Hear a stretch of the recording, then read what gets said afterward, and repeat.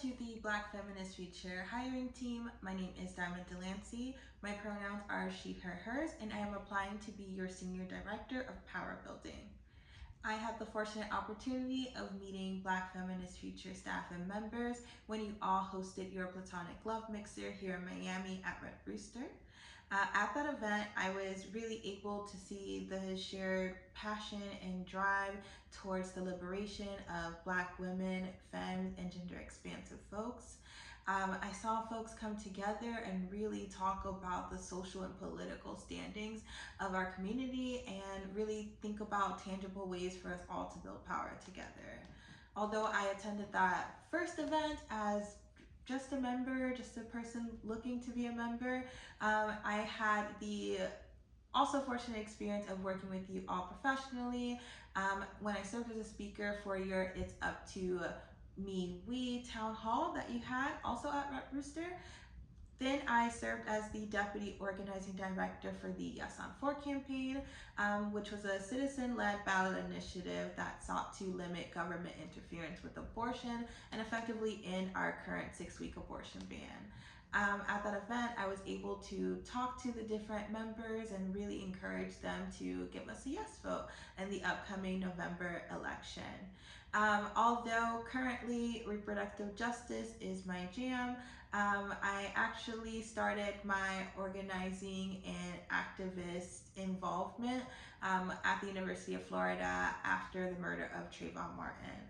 After Trayvon's murder, I was able to see the Dream Defenders come up, and that was the very first time that I really saw young Black people really take their anger and their angst and really turn that into organizing for our collective power and really showcasing through storytelling, through occupying the Capitol for over 30 days, that we as everyday people really do have voice and power when it comes to addressing the struggles that we face every day. Currently, I serve as the organizing director for Planned Parenthood of Southeast and North Florida. And in that role, I lead the development and creation of a statewide organizing plan that seeks to secure access to sexual and reproductive health care for all communities with a special focus on communities that are the most underserved. At Planned Parenthood, I started as the Black Organizing Program Manager, the first for the affiliate, and in that role, I was able to create a fellowship program overseeing 2 fellows throughout my tenure and work with a lot of different organizations to, one, reinvigorate the Family Generation Action Chapter, which is our group of youth activists at college campuses. FAMU is Planned Parenthood's first HBCU under the program. And I also served as a co-founder for Black and Repro Coalition, which is a subset coalition focused on reproductive justice made up of Black midwives and doulas throughout the state of Florida. And we worked to do one of our first convenings at our state capitol and do a lobby days for a bunch of folks working on the Birth Justice Bill of Rights. In my role as the Deputy Organizing Director at the Yes on 4 campaign, that was a role in which I really got to see collective power come together for a purpose and have like a direct hand in that. The Yes on 4 campaign was historic. We ran one of the largest volunteer-driven signature gathering effort in our state's history, raising over $100 million, knocking over 1 million doors, and making even more phone calls. We got around 35,000 press hits, regardless of the government interference that we saw. No other ballot initiative in the US faced the level of taxpayer-funded opposition, deception, and voter suppression that we saw here in Florida. However, our volunteers worked together and really built the type of infrastructure that we needed to secure 57.2% of the vote. And seeing folks come together despite all of the obstacles really reinvigorated my sense for building collective power and that's what really excites me about the possibility of joining this organization. Like I said, reproductive justice is something that is super important to me. In 1994, there were 12 Black women who sat together and created the reproductive justice framework. And under that framework, they talked about the right to have children, the right to not have children, and the right to parent those children that you do decide to have in healthy and safe environments.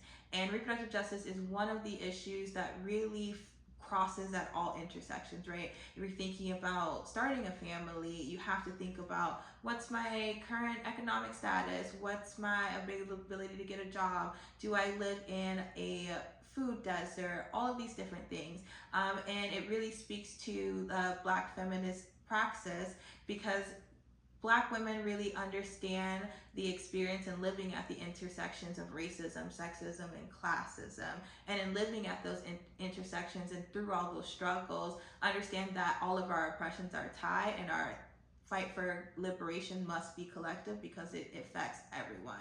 I hope that if given the opportunity to fulfill this role, that this will be something that I continue to lend my experience and expertise to, and also be a part of the movement that really lays the groundwork for the Black feminists to come after us.